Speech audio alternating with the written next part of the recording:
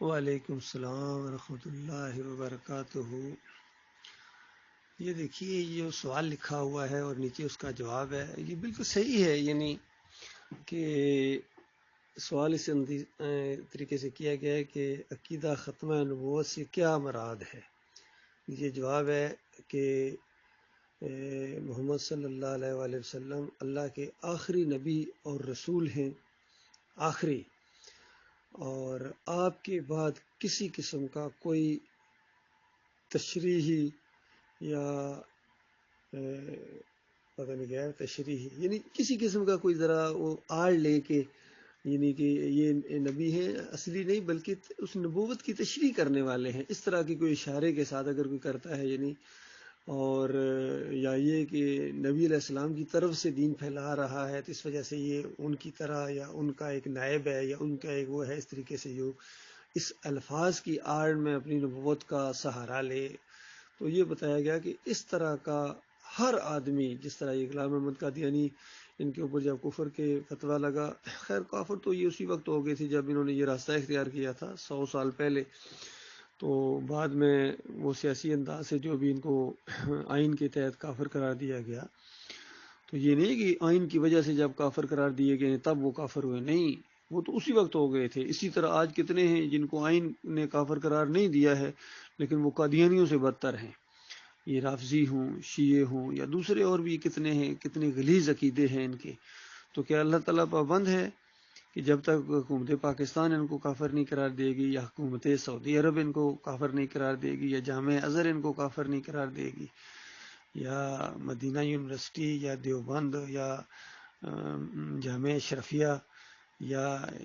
ہماری شریعت اسلامیہ، یہ اللہ تعالیٰ ان کا پابند نہیں ہے۔ اب چونکہ ایمان اور عقیدہ ہے نہیں ہے صحیح طریقے سے، تو لہذا یہ سارے خود عقیدے کی خرابی میں مبتلا ہے، انہوں نے کسی اور کو کیا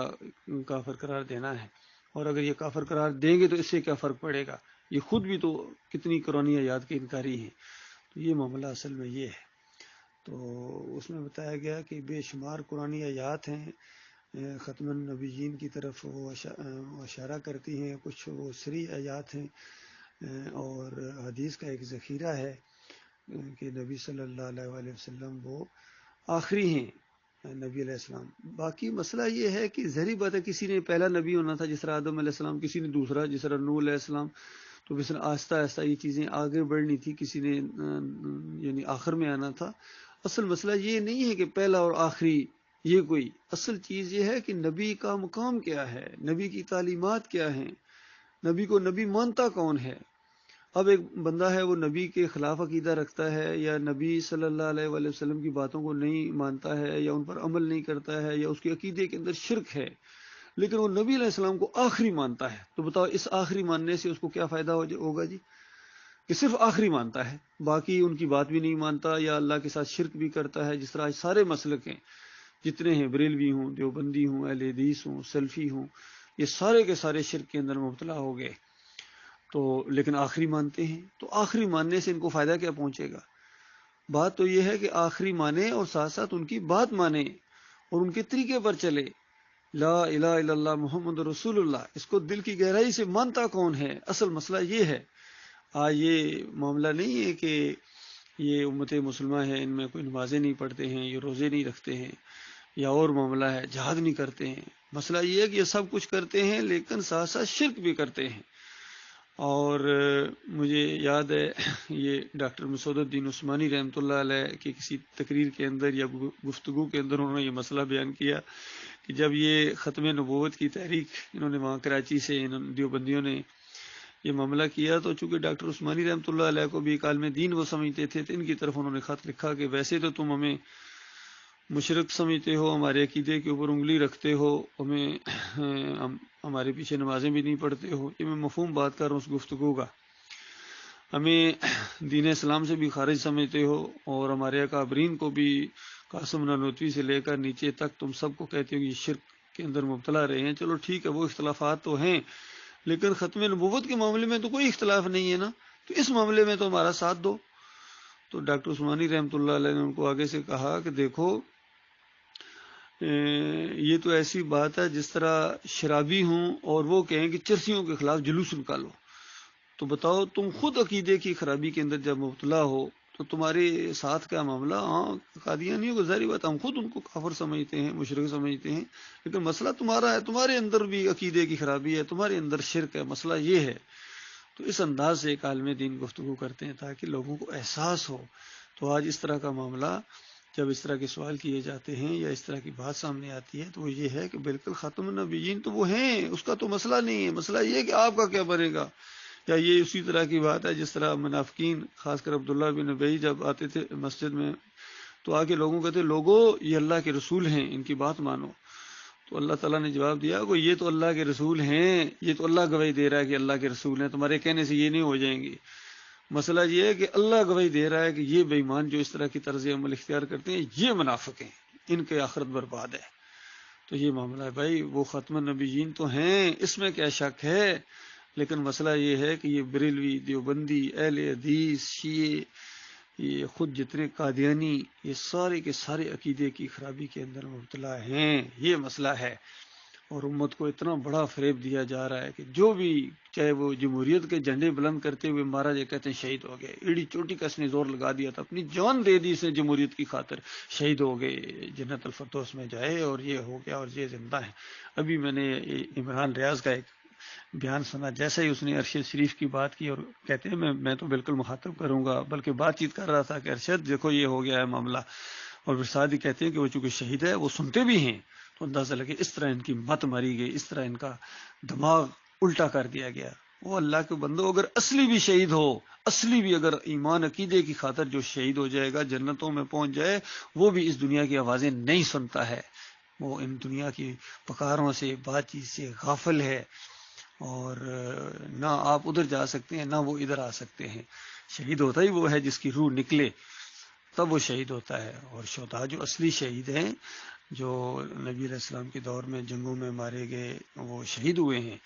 جنتوں میں پہنچ گئے، جنگ احد میں قتل ہوئے وہ شہید ہو گئے ہیں، بدر میں قتل ہوئے وہ، اور پھر اس کے بعد جتنی بھی جنگیں تھیں سارے اس میں شہید ہوئے ہیں۔ تو یہ اللہ کے پاس جنتوں میں زندہ ہیں۔ اسی طرح نبی صلی اللہ علیہ وآلہ وسلم خاتم النبیین، وہ اس وقت جنت میں زندہ ہیں، مدینے والی قبر میں زندہ نہیں ہیں۔ جو مدینے والی قبر میں زندہ مانتا ہے اور سننے والا مانتا ہے، کچھ دور سے سننے والا مانتے ہیں، کچھ قبر کے اوپر جا کے پڑھے جانے والے صلاۃ والسلام کو سننے والا مانتے ہیں۔ یہ فرق ہے ان کے، یہ جھگڑے آپس میں ہوتے ہیں۔ بریلوی کہتے ہیں ہر جگہ حاضر ناظر ہیں، ہر جگہ سنتے ہیں۔ دیوبندی کہتے ہیں ہر جگہ بھی ہیں اور وہاں بھی ہیں، اور اہل حدیث کہتے ہیں نہیں، ہر جگہ کوئی نہیں ہے، صرف قبر کے اوپر آ کے صلاۃ والسلام پڑھو تو سنتے ہیں، یہ روح واپس آ جاتی ہے، جواب دیتے ہیں۔ تو ان تینوں کے عقیدے برباد ہیں، تینوں کے عقیدے مشرکانہ ہیں۔ نبی علیہ السلام اس قبر میں زندہ نہیں ہیں، وہ جنت الفردوس میں زندہ ہیں۔ کوئی شہید ان قبروں کے اندر زندہ نہیں ہے، سارے جنت الفردوس میں اپنی اپنی حیثیت کے مطابق ان کو اللہ تعالیٰ نے گھر دیے ہوئے ہیں۔ عرش الہی کے نیچے ان کے گھر ہیں، عرش الہی کے نیچے، اندازہ لگیے تو کیا عرش الہی یہاں قبروں کے اندر ہے یا اس پاکستان میں ہے؟